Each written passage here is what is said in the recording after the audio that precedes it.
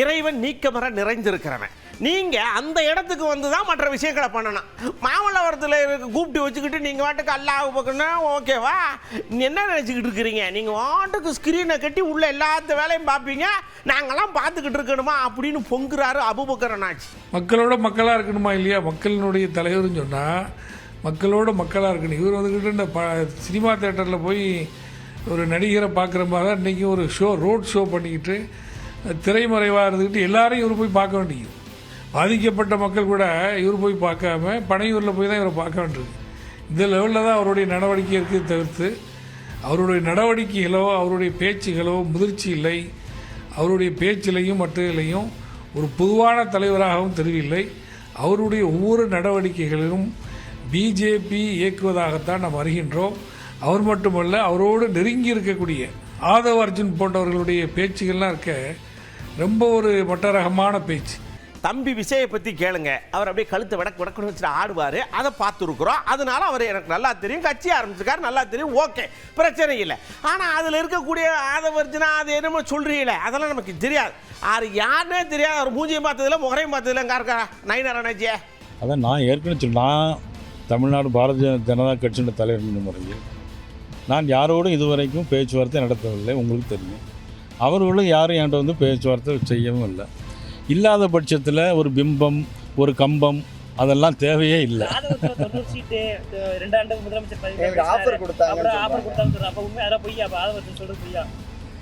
நீங்கள் சொல்கிற நபரே எனக்கு தெரியாது. அதிமுக திமுக எல்லாம் பெரிய விஷயம்லாம் கிடையாது. இப்போ திமுக மேலெல்லாம் ஏகப்பட்ட கேஸ் சிபிஐயிலிருந்து இருக்குல்ல. விஜய் வந்ததுனால தான் நடந்ததுன்னு நீங்கள் கங்கணம் கட்டிட்டு பேசக்கூடாது. அது ஏகப்பட்டது அங்கிட்டு இருக்குது. அதனால அது வேற இது வேறன்னு செக்ரிகேட் பண்ணணும், அதாவது பிரிக்கணுங்க. நான் நிறைய வாட்டி சொல்லியிருக்கேன். இடி இன்கம் டேக்ஸு எல்லாமே அது இண்டிபெண்ட் பாடி. நாங்கள் யாரையும் மிரட்டுறதும் கிடையாது, அந்த பழக்கமும் கிடையாது. அது அவங்களுடைய இடியில் இப்போ உங்களுக்கு இடி சம்மந்தப்பட்டிருந்தால் அவங்களுக்கு இடி வரும். சம்மந்தம் இல்லாமல் உங்களுக்கு இப்படி இடி வராது. ஆனால் அது இண்டிபெண்ட் பாடி. அதுக்கும் எங்களுக்கு எந்த விதமான சம்பந்தம் கிடையாது. நடிகர் விஜய் வந்து ஆனால் எதிர்கட்சிகள் வந்து அதே திருப்பி இன்கம் டேக்ஸ் இடி வச்சு தான் அவங்க மிரட்டுறாங்க அப்படிங்கிற குற்றச்சாட்டை திருப்பி வைக்கிறாங்க. தேர்தல் நேரத்தில் அது மிகப்பெரிய பிரச்சனை உருவாக்குவாங்க அப்படின்னு சொல்லி. அதாவது திடீர்னு இப்போ இன்றைக்கி மட்டும் ஒரு கேஸ் போட்டால் மிரட்டுற மாதிரி சொல்லலாம். உங்களுக்கு கேஸு தான் 5 வருஷத்துக்கு முந்தையே இருக்க. போன தேர்தலுக்கு முந்தைய எல்லாருக்கும் கேஸ் இருக்குது. அதுக்கும் அப்போ நாங்கள் பிஜேபி வச்சு மிரட்டுறோன்னு சொல்ல முடியுமா என்ன? விஜய் கட்சி ஆரம்பிக்கிறதுக்கு முன்னாடி இருந்து பல திமுக அமைச்சர்கள் மீதும் வழக்கு இருக்குது. அது இடி வழக்கு இருக்குது, இன்கம் டேக்ஸ் வழக்கு இருக்குது. 10 வருஷத்துக்கு முந்தையும் வழக்கு இருக்குது. அப்போ அதெல்லாம் பார்த்தா நாங்கள் அதை வச்சு மிரட்டுறது மாதிரி நீங்கள் சொன்னால் அது எப்படி பொருத்தமாக இருக்க முடியும்? மம்பட்டி எடுத்து நங்குன்னு வெட்டி கடப்பாரை வச்சு குத்தி கீழடியில் இருக்கிறத பூரா எடுக்கிறதுக்கு காசு கொடுத்தது யாரு? சென்ட்ரல் கவர்மெண்ட் எங்கள் மோடி ஐயா தான் கொடுத்தார். நீங்கள் என்னமோ மம்பட்டி எடுத்து வெட்டி எல்லாத்தையும் தூக்கி போட்ட மாதிரி நீங்கள் பெருமையாக பேசிக்கிறீங்க. கீழடியும் எங்களுடைய சாதனை தான் தமிழிசை இயக்க சத்தியம் பண்ணுறாங்கல்ல. கீழடியில் முதலில் கீழடி அகழ்வாராய்ச்சிக்கு அதிக நிதி ஒதுக்கியதே மரியாதைக்குரிய பாரத பிரதமர் தான். ஆக கீழடியில் அகழ்வாராய்ச்சிக்கு நிதி ஒதுக்குனா நாங்கள் அழுத்தம் கொடுத்ததுனால அப்படின்னு சொல்ல வேண்டியது. அதே மாதிரி சாகித்ய அகாடமியை பற்றியும் ஞானபீட விருதை பற்றியும் ஒருதலை பட்சமா இருந்து கொண்டிருக்கிறார்கள் என்று சொல்லிட்டு தமிழர்களுக்கு கிடைத்த உடனேயே அது தனியார் நிறுவனமா அரசாங்க நிறுவனமா என்று பாராமல் உடனே அவர்களுக்கு கிடைக்கும் பொழுது நாங்க அழுத்தம் கொடுத்துதான் நாங்க போராடிதான் பெற்றோம் என்று சொல்வது.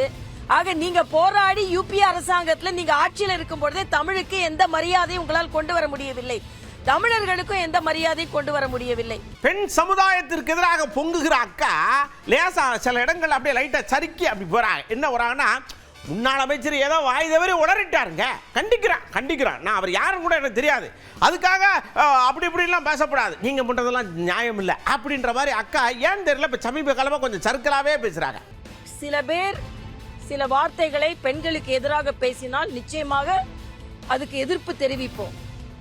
அது கண்டனத்திற்குரியது. ஆனா நான் ஒரு கேள்வி கேட்கிறேன், திமுக கூட்டணி கட்சியை சார்ந்தவர்களுக்கு, ஒரு வார்த்தைக்கு கண்டனம் தெரிவிப்பவர்கள் ஒரு கொலைக்கு கண்டனம் தெரிவிச்சீங்களான்னு நான் கேட்கிறேன். ஒரு பெண் குழந்தை கொலையுண்டு அங்கே கிடக்கிறாள். எல்லாம் அப்படி சொல்லலாமா வேணாமான்னு மெதுவா நீங்க கண்டனம் தெரிவிக்கிறீங்க. ஆக பெண்ணினமே கொலையுண்டு கிடக்கிறது, பெண்ணினமே பாதுகாப்பு இல்லாமல் கிடைக்கிறது. அதுக்கு ஏதாவது குரல் கொடுக்கல.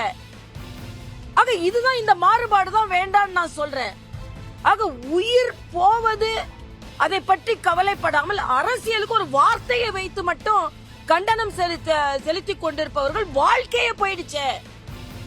ஆக பெண்களுக்கான வார்த்தைக்கு கண்டனம் தெரிவிப்பவர்கள் பெண்களுக்கான வாழ்க்கைக்கு கண்டனம் தெரிவிக்கலன்றதான் எனது ஆதங்கம். ஜோதிமணின்னு ஒருத்தர் இருக்காங்கடா, சொல்றாங்க ரொம்ப சப்போர்ட் பண்ணாதீங்க, அவங்க ஊரை அப்படித்தான் எப்போ பார்த்தாலும் இப்படித்தான் பேசுறது வழக்கம், பொம்பளையினால அவங்களுக்கு கிள்ளுக்கிறதா, எலெக்ஷனை பற்றி பேச மாட்டாங்க, எதிர்கட்சியை பற்றி பேச மாட்டாங்க, ஆனால் பொம்பளைகளை பற்றி மட்டும் பப்பரமேனு உட்காந்து பேசுவாங்க, உங்களை பற்றி எல்லாம் தெரியும் போக்காங்க.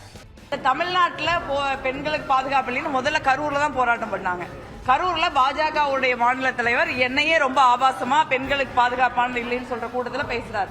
அதே மாதிரி CV சண்முகம், விஜயபாஸ்கர், திண்டுக்கல் சீனிவாசன், இந்த மாதிரி மொத்த கூட்டணியே வந்து பெண்களை எவ்வளவு இழிவுபடுத்த முடியுமோ, ஆபாசமாக பேச முடியுமோ, அருவருக்கத்தக்க வகையில பேச முடியுமோ பேசுறாங்க. இதுதான் வந்து தமிழ்நாட்டின் கலாச்சாரமா? ஒரு பெண்களை பத்தி ஒரு அரசியல் மேடையில பேசுறதுக்கு 1000 விஷயம் இருக்கு. நீங்க தமிழ்நாட்டை பத்தி பேசுங்க, தமிழ்நாட்டு மக்களுடைய எதிர்காலத்தை பத்தி பேசுங்க, மாநில உரிமைகள் பறிக்கப்படுறத பத்தி பேசுங்க, கூட்டணி இருந்தாலும் பேசலாம்ல. இவன் தமிழ்ல ஒரு மேடை போட்டு பெண்களை அசிங்கப்படுத்துறதுக்காகவே பாஜக அதிமுக கூட்டணி ஒரு மேடை போடுறாங்க அப்படிங்கிறது ஒரு வருத்தமா இருக்கு. ஆனா தமிழ்நாட்டு பெண்கள் அதையெல்லாம் கேட்டுட்டு கடந்து போற பெண்கள் இல்ல, அதற்கான எதிர்வினை வந்து ரொம்ப கடுமையா இருக்கிறதையும் நம்ம பாக்குறோம்ல. நம்ம அண்ணாச்சி செல்வ பிறந்த அண்ணாச்சி சொல்றாங்க, இங்க பாருங்க, எலெக்ஷனுக்கு அப்புறம் என்ன நடக்குதோ இல்லையோ ஒண்ணு கண்டிப்பா நடக்க போகுது. என்னன்னா பாசகவும் அதிமுகவும் ஒண்ணு சேர்ந்து கையை மேலாக்க தூக்கிட்டு நிப்பாக ஓல் இருக்கு அப்படிங்கார். என்னன்னா ஒரு முடிவு எடுக்கணும்னா டெல்லிக்கு EPS போறார், கூட்டணி பத்தி பேசுவா டெல்லிக்கு EPS போறார், தொகுதி பங்கீடு EPS போறார். ஏங்க இங்க இருக்கணுங்க, நீங்க இருக்கணும், அவங்க தாங்க வரணும் அப்படிங்கார். நான் பலமுறை சொல்லியிருக்கேன், அது அதிமுக கூட்டணியில் பாஜக கூட்டணி, டெல்லி கூட்டணி, எங்களது தமிழ்நாடு கூட்டணி. டெல்லிக்கும் தமிழ்நாட்டுக்கும் நடக்கின்ற சித்தாந்த போர். டெல்லி என்ன நினைக்கிறதுன்னா தமிழ்நாட்டு உரிமைகளை பறிக்க வேண்டும், தமிழ்நாட்டு மக்களுடைய வரலாற்றை சிதைக்க வேண்டும் நினைக்கிறது. நாங்கள் தமிழ்நாட்டில் இருக்கின்ற கூட்டணி, திராவிட முன்னேற்ற கழகம், காங்கிரஸ், பேரியக்கம், தோழமை கட்சிகள்லாம் தமிழ்நாட்டு மக்களை தலைநிமிர வைக்க வேண்டும், எங்கும் தலைகுனிய விடக்கூடாது, இதனுடைய கலை, கலாச்சாரம், பண்பாடு, இலக்கியம், இலக்கணத்தை மீட்டெடுக்க வேண்டும். இதை மீட்டெடுப்பதற்கும் தலைநிமிர வைப்பதற்கும் எங்களுடைய கூட்டணி, தலைகுனிய வைப்பதற்கும் தமிழ்நாட்டு உரிமையை டெல்லியில் அடகு வைப்பதற்கும் பாஜக தலைமையில் இருக்கின்ற கூட்டணி. அவர் தான் அடிக்கடி சொல்லிட்டாங்க பாஜக கூட்டணி, பாஜக கூட்டணி. இவர் எத்தனை முறை டெல்லி போனாலும் தேர்தலுக்கு பிறகு அது பாஜகவோட இணைக்கப்படும் ஒரு கிளையாக தான் இருக்கு. ஒற்றுமனை எங்களை பார்த்து தெரிஞ்சுக்கங்க. ஒரு காலத்தில் 100-150 சீட்டுக்கு மேலெல்லாம் வாங்கி அப்படியே 110 இதுலலாம் ஜெயிச்சு ஆட்சியில் உக்காந்தோம். ஆனால் இன்னைக்கு 28-25 அப்படின்னு போகுது. மனசு கொஞ்சம் கஷ்டமாக தான் இருக்குது, வலிக்குது, நிலைமை அப்படி. அதுக்காக கூட்டணியிலேருந்து நாங்கள் பிச்சுக்கிட்டோம் இல்லைன்னா கோவிச்சுக்கிட்டோ போகலை, இறங்கி வேலை செய்வோம்ல. இதுதான் கூட்டணி தர்மம், எங்களை பார்த்து கற்றுக்கங்க. எல்லா தோழமை கட்சிகளுக்கும் அவங்களுக்கு கேட்பதற்கு உரிமை இருக்கு, கொடுப்பதற்கு மனம் இருக்கு மாண்புமிகு முதலமைச்சருக்கு. ஆனால் காங்கிரஸை கம்பேர் பண்ணி கேட்க வேண்டாம். காங்கிரஸ் இன்னைக்கு 100 நாடாளுமன்ற தொகுதிகள் நாடாளுமன்றத்தில் இருக்காங்க. எத்தனை தொகுதி? 100 நாடாளுமன்ற தொகுதி, பிரதான எதிர்கட்சி. இங்கேயும் நாங்கள் பாண்டிச்சேரி உட்பட 10 நாடாளுமன்ற உறுப்பினர் இருக்கோம். ஏற்கனவே பல முறை சொல்லிட்டான், எங்களை நீங்கள் ஒப்பிட்டு பேச வேண்டாம். எங்களை ஒப்பிட்டு 110 தொகுதியில் நின்றவங்க நீங்க நாங்கள் 28 தொகுதியில் நிற்கிறோம். எங்களுக்கு எவ்வளோ வேதனை இருக்கும்? அந்த வேதனை அவங்க புரிஞ்சுக்கணும்ல. நீ காங்கிரஸ் கொடுத்தா 41 கொடுத்துருக்காங்க, 63 கொடுத்துருக்காங்க, 63ல் நின்னோம், 41ல் நின்றோம், அப்புறம் 25 கொடுத்தாங்க. அப்போ நாங்கள்லாம் வந்து இது மாதிரி நீங்கள் இவங்களுக்கு கொடுத்து அவங்களுக்கு கொடுத்து ஒப்பிட்டு பேசலை. நம்ம தோழமையோடு மக்களுக்காக இருக்கோம், மக்களை சந்திக்க போகிறோம், 210 தொகுதிக்கு மேலே வெற்றி பெற போகிறோம். காங்கிரஸை ஒப்பிட்டு நீங்க சொல்றது சரி, ஆனா உங்க கூட இருக்கிற கூட்டாளிகளுக்கும் நீங்க சப்போர்ட் பண்ணி பேசி வாங்கி கொடுக்கணுமா? இல்ல உங்ககிட்ட இருக்கிற 1-2 தூக்கி எடுத்து அங்க கொடுத்தா அவங்களை அப்படியே தனக்கச்சு வச்சுக்கிற வேண்டியானே? நீங்க எல்லாம் வாங்கிட்டியா, அவங்க 2 பேரும் அங்கனக்குள்ள முட்டிக்கிட்டே நிக்காங்களே எப்படின்னு ஒரு தம்பி ஆங்க. கேட்பதற்கு அவர்களுக்கு உரிமை இருப்பதற்கு, கொடுப்பதற்கு மாண்புமிகு முதலமைச்சருக்கு மனம் இருக்கு. ஆகையால் நாங்கள் போயிட்டு பிற கட்சியில் மூக்க நோச்சு இவங்களுக்குன்னு அவங்களுக்குன்னு சொல்லுவோம். எங்கள் கட்சியை நாங்கள் பார்த்துட்டு இருக்கோம், எங்கள் அரசியல் நாங்கள் பார்த்துட்டு இருக்கோம். அதே வேண்டுகோள் தான் எல்லாருக்கும் வைக்கிறோம், காங்கிரஸை ஒப்பிட்டு பேசாதீர்கள். ரைட், திருமாவளவனுக்கு தேமுதிக என்ன சொல்றீங்க சார்? தெரியும், பிற கட்சியை பற்றி நாங்கள் பேசுறது நாங்கள் தான் எங்கள் வேதனையை சொல்லிட்டோமே. அப்படி கம்பேர் பண்ணாதீங்க. 100 நாடாளுமன்ற உறுப்பினர்களை கொண்ட பேரியக்கம் காங்கிரஸ் பேரியக்கம். இந்த கேள்விக்கு பதில் சொல்ற மாதிரி நம்ம அண்ணியார் சொல்றாங்க, ஏழுமலையான கும்பிட்டுட்டு வந்தாகலாம். இங்க பாருங்க தம்பி, முன்ன பின்ன அப்படி இப்படி இருக்கும். வாயுள்ள பிள்ளை பிழைக்கும், கழுத உள்ளதான் பால் குடிக்கும். அதனால அவங்க கேட்டு வாங்குவாங்க. நீங்க அதை பத்தி ஒன்றும் கவலைப்படாதீங்க, நாங்க தான் ஜெயிக்க போறோம். அன்னைக்கு உங்களுக்கு எல்லாம் ட்ரீட் தரம்காக. இன்னைக்கு கேப்டன் எப்பவுமே திருப்பதிக்கு வருவாரு, உங்க எல்லாருக்கும் தெரியும். கேப்டன் எங்கேயும் போல எங்க கூட தான் இருக்காரு, நம்ம கூட தான் இருக்காரு. அதனால அவர் எப்பவுமே அவரோட பிளெஸிங்ல தான் நாங்கள் ஒரு ஸ்டெப் வைக்கிறோம். எப்பவுமே எந்த ஒரு விஷயம் துவங்குவதாக இருக்கட்டும், வெற்றி பெற்ற பிறகும் நம்ம திருப்பதிக்கு வருவோம். அந்த வகையில் இந்த வாட்டி தேர்தலை சந்திப்பதற்கு முன் பெருமாளை தரிசிச்சுட்டு போகிறோம். மகத்தான வெற்றி பெற்று மீண்டும் வருவோம். திருப்பதிக்கு அவருக்கு நன்றிகளை சொல்லணும். நானும் நிறைய இடங்களுக்கு நிறைய வேலைகளாக போயிருக்கேங்க. தெலுங்கு தேசம், கன்னட தேசம், மலையாள தேசம்ங்கிறாங்க. தமிழ் தேசம்னு சொல்ல மாட்டேங்கிறாங்க. தமிழ்நாடு, தனி நாடுன்னு கேட்காங்க. எவ்வளவு கடுப்பு வருது தெரியுமா அக்கா? எவ்வளவுதான் தாங்குவேன், வெயில் வேற ஜாஸ்தியா இருக்குங்க. நாம மெட்ராஸ் ஸ்டேட்னு எல்லாரும் ஒன்றாக இருந்ததுதான் திராவிடம். ஆனால் தமிழ்நாட்டில் தமிழ் என்ற வார்த்தை மறைக்கப்பட்டு திராவிடத்தை கொண்டு வந்ததே திமுக. தமிழுக்கு இழைக்கும் அநீதி என்று நான் சொல்வேன். தமிழ் என்ற வார்த்தை ஏனென்றால் திராவிட நாடுகளை சார்ந்த தெலுங்கு, ஆந்திரா, கன்னடா அந்த வார்த்தையை பயன்படுத்துவதில் எல்லாரும் சேர்ந்து இருக்கிறதா திராவிடம்னு பயன்படுத்துறாங்க. ஆனா தமிழின் தொன்மையை மறைப்பதற்கும் தமிழ் என்ற வார்த்தையை மறைப்பதற்கும் திராவிடம் என்ற வார்த்தையை இவர்கள் பயன்படுத்துகிறார்கள். ஆக தமிழுக்கு அநீதி இழைத்துக் கொண்டிருக்கிறார்கள். மற்ற திராவிட மாநிலம் என்று சொல்லுகின்ற மாநிலத்தில் கூட தெலுங்கு தேசம், கன்னட தேசம் என்றுதான் சொல்றாங்க. ஆனா இவங்க திராவிட நாடு என்று சொல்லி தமிழின் தொன்மையை மறைத்துக் கொண்டிருக்கிறார்கள். ஆக எல்லாமே அரசியலுக்கான அப்பட்ட நாடகம்.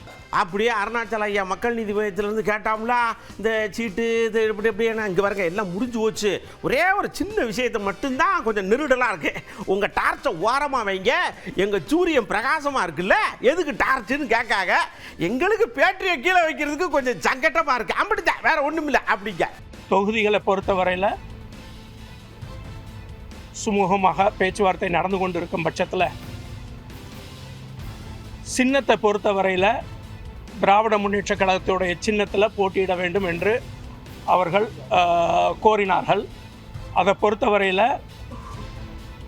2019 ஆகட்டும் 2021 சரிங்க, சராசரியாக 4% வாக்குகள் மக்கள் நீதி மையத்துடைய சின்னத்திலிருந்து, தனி சின்னத்தில் எங்களுடைய சிம்பிள்லேருந்து, பேட்டரி டார்ச்சிலேருந்து பெற்றிருக்கிறோம். மக்கள்கிட்ட, தொண்டர்கள்ட்ட எல்லாம் சென்றடைந்த சின்னம் பேட்டரி டார்ச். அதில் இந்த குழுவை பொறுத்தவரையில் அந்த சின்னம் பொறுத்தவரையில் எங்களுடைய தனி சின்னத்தில் தான், தேர்தல் ஆணையத்திலிருந்து பெற்ற சின்னத்தில் தான் போட்டியிடுவோம் என்பதை நாங்கள் வலியுறுத்தினோம்.